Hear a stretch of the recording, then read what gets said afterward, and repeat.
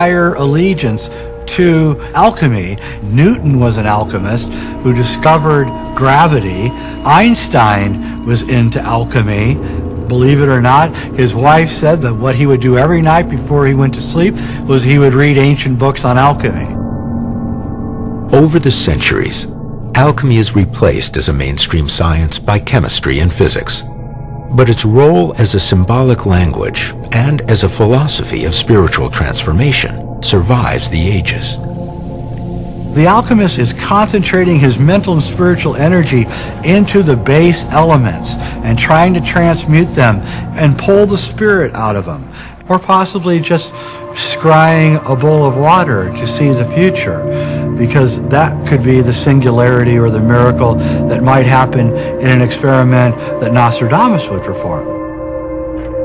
In Nostradamus' time, alchemy remains the primary science of the day. Still, its practitioners ply their trade in secret, hoping to keep its potentially dangerous findings to themselves.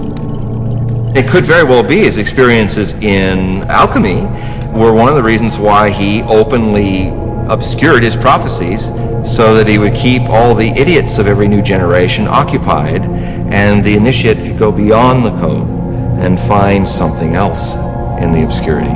Rather than metal, we're talking about the metal of spirit. At the beginning of the 1900s, however, a rogue alchemist known only as Fulcanelli publishes a shocking text revealing some of alchemy's secrets and purporting that the legendary Society of the Masons may have used the symbols of alchemy to embed secret messages in historic buildings. The Masons are thought to have ultimately given rise to the Brotherhood of Freemasons.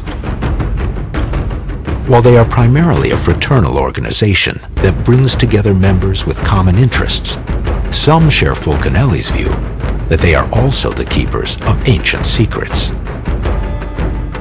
And they're carrying on a tradition of knowledge that cannot be put into words. It's symbolic knowledge. I like to say that a symbol is worth 1,000 pictures. Fulcanelli believes the Masons, who built many of Europe's Gothic cathedrals, use symbols that have alchemical meaning to disguise messages about the manner and timing of a future disaster. Fulcanelli saw many of the shifts that were happening at the beginning of the 20th century as evidence of the fact that the time period was upon us, that it was going to be very soon. For Fulcanelli, the symbols on the Gothic churches add up to a simple but chilling message. Fulcanelli made the direct correlation between alchemy and something called Chileism, which is the idea that at the end of the world, everything will be made new again. It will be an alchemical transformation of reality. What this meant, in Fulcanelli's terms, was that we are on the cusp of a time in which alchemy is not just an isolated event that happens buried away in the laboratory, but it's a transpersonal event that happens whether you want it to or not. Like Fulcanelli, Nostradamus foretells a time of violent transformation that seems to be eerily reminiscent of the current environmental challenges facing the world. The end of the wolf, the lion, bull, and the ass. No longer will fall upon them the sweet manna.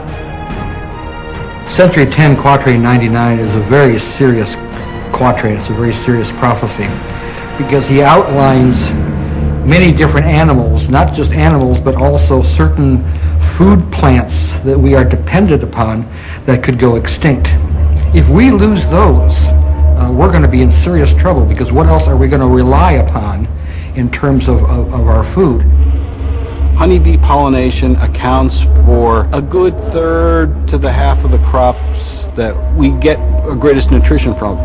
If the honeybees disappear, unless we come up with a zillion little honeybee robots immediately, which we're not going to, it's going to lead to crop failure. The honeybee is vanishing because A, of a virus, B, a parasite, C, nobody knows. The same could be said, by the way, for the bat, another one of those unsympathetic